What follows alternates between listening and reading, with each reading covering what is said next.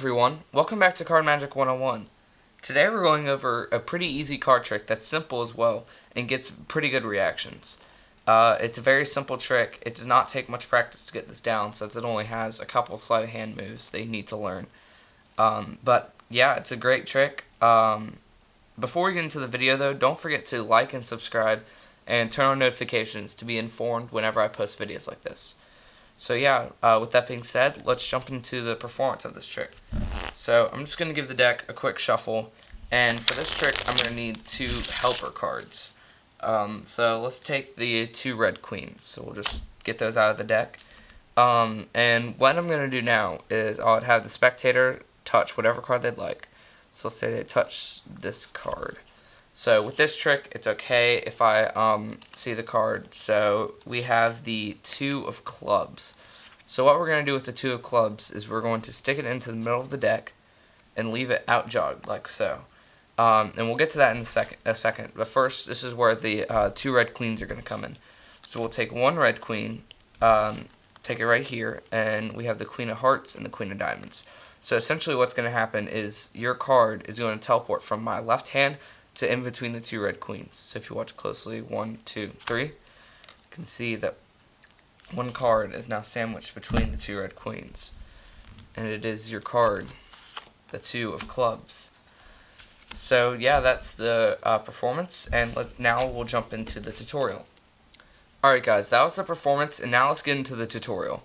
So the only things you need to know for this trick are a double lift and the production of the card, which I'll teach. I don't know if there's a specific name for that. It's kind of unique to this trick. So the way I produced the red queens in a way that you don't have to do, I just created it. I just came up with it. So basically what you do is you just keep those on the bottom beforehand, and this is definitely not necessary. You can just go through the deck and pull them out, but what I did is I did a shuffle that held both queens on the bottom, so I did that first, and then I made sure that this queen stayed on top. And then this takes some practice, but what you're basically doing is you hold it like this, and as you throw it into that hand, you're holding on to the top and bottom card. So if I do it slow, I can't really do it that well, but if I do it quickly, can't really tell what happens, and that just takes out the 2 red queens. But unless you want to put in the practice to get that down, you can just go through and find the 2 red queens. But so what you're going to do now is you're going to spread through the cards, have them touch a card. Don't let them look at it, just have them touch one. So you're going to out jog it, then take it out of the deck, and then while you're doing this, thumb over a card and then get a pinky break under it. So I like to talk about it and then just tilt my hand over a little bit to mask getting the pinky break. So you're gonna take this card, put it on top, square it up, and then do a double lift. So in this case, the 3 clubs, which is the second card from the top, do another double lift, and then take this random card, which they think is the 3 of clubs, and out jog it in the middle. You want a little more than halfway in so that your finger can get in front of this, and you'll understand why in a little bit. So you're going to talk about the red queens, maybe be showing them to the spectator, and while you're doing that, you're going to get another pinky break under this top card. So you're going to put 1 queen on top of the card, and then the other under both of those cards. And then you're going to hold the deck you're going to hold these like this. So your basically all of your fingers should be contacting this 3 of clubs. So you're going to hold it like this with your thumb on this queen, which is important.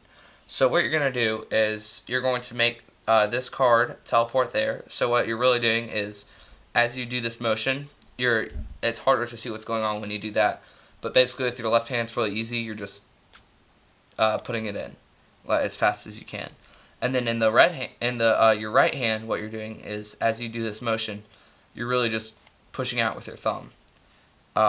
So you have to do it quick, and you have to have kind of a violent motion, not like super extreme, but just like I'll put in a card.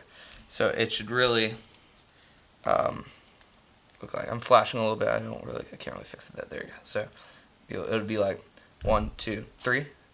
And so they can't really see what's happening unless their eyes are like completely fixed on your right hand. So yeah, that is the trick, guys. It's pretty easy, as you can tell. It's not super hard.